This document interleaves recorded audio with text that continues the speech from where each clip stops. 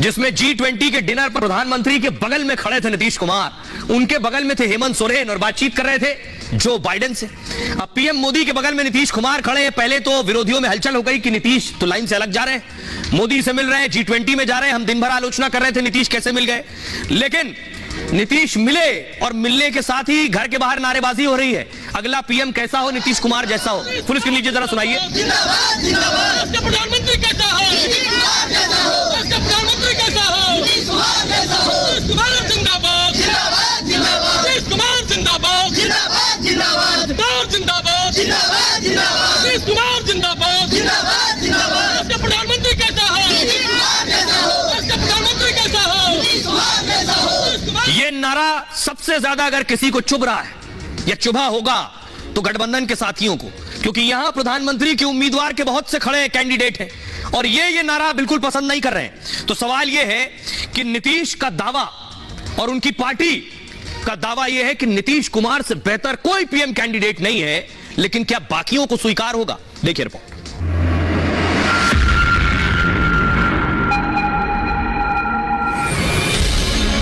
ये तस्वीरें G20 की कामयाबी की हैं। देश ने इन तस्वीरों को देखा, दुनिया ने इन तस्वीरों को देखा। G20 की इसी कामयाबी ने मोदी को एक बार फिर बुलंदियों पर पहुंचा दिया।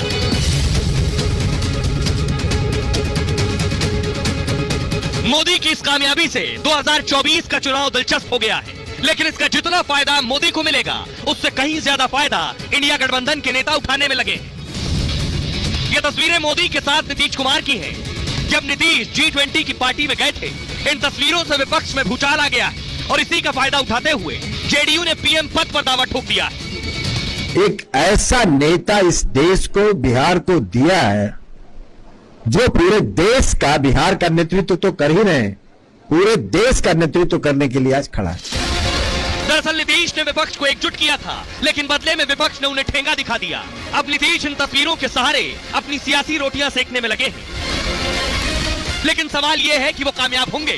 क्या विपक्ष उन्हें पीएम उम्मीदवार बनाएगा? और अगर ऐसा नहीं हुआ तो क्या नीतीश इंडिया के साथ रहेंगे? नीतीश कुमार और उनकी पार्टी के तेवर कुछ और संकेत दे रहे हैं। अब आपको बताता हूं कि आखिर नीतीश की पीएम की कुर्सी पर दावा कौन कर रहा है। कौन कह रहा है कि Nitish is the best candidate, Nitish से बेहतर कोई नहीं है। ये देखिए, कुर्सी पर तो बैठ गए हैं, लेकिन खींचने वाले हजार हैं। एक अनार 100 बीमार। इंडिया में घमासान शुरू हो गया है, पीएम पद की लड़ाई और तेज हो गई है। नीतीश कुमार ने इस पर कुछ नहीं कहा, लेकिन जेडीयू इस पद पर दावा ठोक रही है। यह है जेडीयू के अध्यक्ष ललन सिंह साहब। इन्होंने कहा है कि नीतीश सबसे योग्य उम्मीदवार है, इंडिया में नीतीश से ज्यादा योग्य कोई है ही नहीं। लोग सम्मान से नीतीश कुमार का नाम लेते हैं, नीतीश का अनुकरण दूसरे सीएम भी कर रहे हैं। नीतीश को सरकार चलाने का अनुभव है, करीब 2 दशक से बिहार के मुख्यमंत्री हैं। नीतीश केंद्र सरकार में भी मंत्री रहे, लेकिन नीतीश के दामन पर कोई दाग नहीं है। नीतीश देश का नेतृत्व करने के लिए तैयार हैं, यह कह रहे हैं नीतीश की पार्टी के अध्यक्ष ललन सिंह। अब जरा सुनिए ललन सिंह क्या कह रहे हैं। यह कहते ही जो साथी थे वो दाएं बाएं देखने लगे और उनको जवाब दे रहे हैं रविशंकर प्रसाद। भारत सरकार में रेल मंत्री रहे, कृषि मंत्री रहे, भूतल परिवहन मंत्री रहे और इतने दिनों तक केंद्रीय सरकार में मंत्री रहने के बावजूद आज तक किसी माई का लाल का साहस नहीं हुआ कि नीतीश कुमार के कपड़े पर कोई दाग दिखा दे। पूरी ईमानदारी से नीतीश कुमार जी ने सेवा किया। वो ये कह रहे हैं, ममता जी के समर्थक कह रहे हैं कि वो पीएम बनने की क्षमता रखते हैं। शिवसेना वाले कहते हैं कि उद्धव ठाकरे में भी क्षमता है। तो अभी तो क्षमता का प्रोपेगेंडा चल रहा है, चलने दीजिए। और मैंने एक सवाल इसी मंच से कहा था कि बारात तो सज रही है, दुल्हा कौन है? तो शायद सनातन की ये भी परंपरा है, बिना दुल्हे के बारात नहीं जाती है। अब बड़ा दिलचस्प ये है कि जेडीयू दावा तब कर रही है नीतीश की प्रधानमंत्री उम्मीदवारी का, यह कहकर कि नीतीश के दामन पर एक दाग नहीं, जब लालू के खिलाफ रेल घोटाले में शिकंजा कस गया है। लालू एंड फैमिली अब मुश्किल में है। क्यों कह रहा हूं, किस मामले में? देखिए जरा, लालू, ये नीतीश कुमार के प्रधानमंत्री पद की दावेदारी की जा रही है और कहा जा रहा है करप्शन का एक चार्ज नहीं। लालू पर जब यह हो रहा है, लालू की मुश्किलें बढ़ गई हैं, लालू के खिलाफ एक और केस चलेगा। यह केस भी जमीन दो नौकरी लो का मामले में है। गृह मंत्रालय ने, होम मिनिस्ट्री ने इस केस के लिए बाकायदा मंजूरी दे दी है। ये लालू के लिए, परिवार के लिए झटका है। सीबीआई को नई चार्जशीट के लिए यह मंजूरी मिल गई है। सीबीआई ने राउज एवेन्यू कोर्ट को इसकी जानकारी दी है। मामले की अगली सुनवाई 21 सितंबर को होगी। जब यह घोटाला हुआ था तब लालू रेल मंत्री थे। रेल मंत्री के नाते केंद्र सरकार की मंजूरी जरूरी थी। सीबीआई ने इसके लिए 1 महीने पहले मंजूरी मांगी थी। इस केस में लालू के बेटे तेजस्वी भी आरोपी हैं। तेजस्वी यादव इस वक्त बिहार के डिप्टी सीएम हैं, उप मुख्यमंत्री नीतीश के डिप्टी।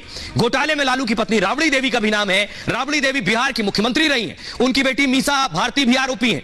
मीसा आरजेडी से सांसद है। जमीन दो नौकरी लो, बड़ा घोटाला है। ईडी के मुताबिक 600 करोड़ का घोटाला है। इसमें 350 करोड़ रुपए के प्लॉट का लेन देन हुआ। 250 करोड़ रुपए की हेराफेरी की गई है। इस मामले में 24 जगह छापे मारे गए। छापे में 1 करोड़ कैश बरामद हुआ था। इसलिए आपको बताऊं कि नीतीश कुमार एंड टीम ने बड़ी आसानी से यह पासा चला है कि नीतीश ही बेदाग है, बाकी सब में दाग दाग। ये देख रहे हैं ममता की करीबी नेता नुसरत जहां को आप देख रहे हैं, जो आज ही ईडी की पूछताछ में शामिल हुई। नुसरत जहां पहुंची थी ईडी के सवालों का जवाब देने के लिए। अब सोचिए कि नीतीश कुमार क्या वाकई बेवजह उनकी टीम, उनकी पार्टी, उनके नेता और अध्यक्ष ये कह रहे हैं कि नीतीश पर भ्रष्टाचार का कोई मामला नहीं। कोई एक वजह ढूंढनी पड़ेगी नीतीश कुमार को बाकियों से अलग होने के लिए। क्या वो यही वजह है? ये मैं क्यों कह रहा हूं? अब जितने प्रधानमंत्री के उम्मीदवार हो सकते हैं, उनके करीबियों पर, हो सकता है उन पर नहीं, उनके करीबियों पर जरूर कोई ना कोई आरोप है। जैसे कांग्रेस में 1,86,000 करोड़ का कोयला घोटाला कांग्रेस राज में हुआ। 1,76,000 करोड़ का घोटाला 2G, 70,000 करोड़ रुपए का कॉमनवेल्थ घोटाला, हेलीकॉप्टर घोटाला, और ये सारे आरोप कांग्रेस पर लगे। आरजेडी जमीन के बदले नौकरी घोटाला, चारा घोटाला, लालू सजा याफ्ता, अलकतरा घोटाला, लंबी लिस्ट है, पशुपालन शेड घोटाला, बाढ़ राहत घोटाला। शरद पवार भी पीएम के कैंडिडेट हो सकते हैं, लेकिन उनके करीबियों पर भी आरोप लगे। 70,000 करोड़ रुपए के घोटाले के आरोप। मलिक पर मनी लॉन्ड्रिंग केस में आरोपी हैं। महाराष्ट्र स्टेट कोऑपरेटिव बैंक घोटाले में आरोपी, सिंचाई घोटाले में आरोपी, अवैध खनन घोटाले में आरोपी। ममता बनर्जी भी पीएम कैंडिडेट हो सकती है, दावा करती है टीएमसी। उनके करीबियों पर आरोप लगे। शिक्षक भर्ती घोटाला, 23,000 करोड़ से ज्यादा का घोटाला, रोज वैली घोटाला और शारदा घोटाला, शिक्षक भर्ती घोटाला, गो तस्करी घोटाला। अब देखिए दक्षिण भारत चलिए, वहां से आते हैं डीएमके स्टालिन। अवैध तरीके से संपत्ति बनाने का आरोप है। घोटाले में वी सेंथिल गिरफ्तार हो चुके हैं। 1.25 लाख करोड़ संपत्ति बनाने का आरोप है। मनी लॉन्ड्रिंग में बिजली मंत्री भी गिरफ्तार हो चुके हैं। तो लिस्ट बहुत लंबी, इसमें अरविंद केजरीवाल मिसिंग है। उनके मंत्री मनीष सिसोदिया जेल में है, सत्येंद्र जैन जेल में है। यानी अगर आप देखिए तो जिन जिन पर जो पीएम कैंडिडेट का दावा कर सकते हैं, उनके राइट लेफ्ट कोई ना कोई के दामन में दाग जरूर है। आइए अब आपको बताते हैं क्या कह रहे हैं तेजस्वी यादव और शहनवाज हुसैन। ये तो पहले भी हुआ ही था। एक बार किया, 2 बार किया, चार्जशीट किया, सप्लीमेंट्री चार्जशीट किया, तो उसमें अंतर क्या है? अंतर क्या है आप ही बताइए ना। चार्जशीट और फिर से अगर सप्लीमेंट्री चार्जशीट किया है तो उसमें कोई अंतर तो है नहीं। और ऐसा तो पहली बार हुआ है कि जिसका नाम चार्जशीट में है उसका भी नाम जो है सप्लीमेंट्री चार्जशीट में है। देखिए पहले ही हम लोगों को छोड़कर वो गए थे, लेकिन अच्छा सिला दिया उन्होंने, ये इंडी अलायंस ने उनको। यहाँ भी बैठक हुई, पहले केसीआर आए तो उन्होंने कहा हम इस दौर में नहीं हैं, लेकिन बोर्ड लग गया था जेडीयू के दफ्तर पे ही कि बिहार ने देखा है देश देखेगा, कि दागदार लोगों में वो अकेले बेदाग हैं। यही तो ललन सिंह जी ने कहा है। आखिर कहने का मकसद क्या है?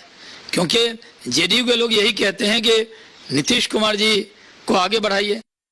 अब जो कुछ नीतीश कुमार के प्रधानमंत्री की उम्मीदवारी और दावेदारी के लिए कहा जा रहा है, देखिए कब लालू शिकंजे में है, सब पे करप्शन के आरोप हैं। और कल इंडिया अलायंस की बैठक हो रही है। कल दिल्ली में ये बड़ी बैठक होने वाली है, और उससे पहले नीतीश कुमार के लिए तुर्रा उड़ाया गया है। कोई भी काम बेवजह नहीं होता सियासत में। जो करने वाला है, करवाने वाला है, या जिसके लिए होना है, उस सब के पीछे एक बड़ी वजह होती है।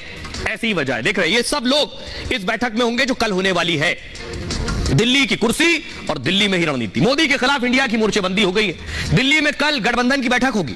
पवार के घर समन्वय समिति की बैठक है, जिसे आप कहते हैं कोऑर्डिनेशन कमेटी। इस बैठक में अहम सियासी मुद्दों पर चर्चा होगी। खबर यह है कि सीट शेयरिंग पर विस्तार से चर्चा होगी। सीट शेयरिंग मतलब किसी पार्टी को कितनी सीट मिलेंगी, यह तय होगा चुनाव में।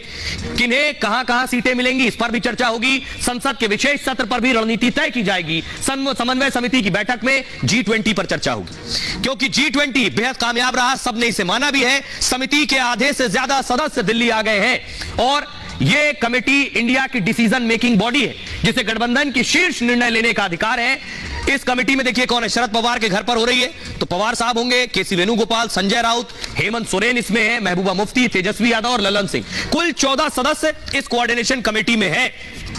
अब मैं आपको सुनवाता हूं, लेकिन ये बैठक बेशक कर ले, बीजेपी हमलावर है। मनोज तिवारी क्या कुछ कह रहे हैं और चिराग पासवान। कि जब मैं ये डायलॉग सुना, ये संवाद आया हमारे पास, तो हमको कोई आश्चर्य नहीं हुआ। INDIA गठबंधन है, इसका उद्देश्य भारत को बदनाम करना, सत्य सनातन धर्म को बदनाम करना और भारत के संसाधनों को सत्ता पाने के बाद लूटने की नीयत रखना, यही INDIA का उद्देश्य है। खुले मन से मैं चर्चा करता हूं कि जातीय परंपराओं को हटाना चाहिए। बिहार का अगर सबसे ज्यादा नुकसान किसी ने किया है तो इस जातीय व्यवस्था ने ही किया है। आप कुरीतियों पर चर्चा करें, पर किसी धर्म को पूर्णतः नकारना या धर्म को मानने से या उसके लिए अपशब्दों का इस्तेमाल करना, ये पूर्णतः गलत है। इसको कभी स्वीकार नहीं किया जा सकता।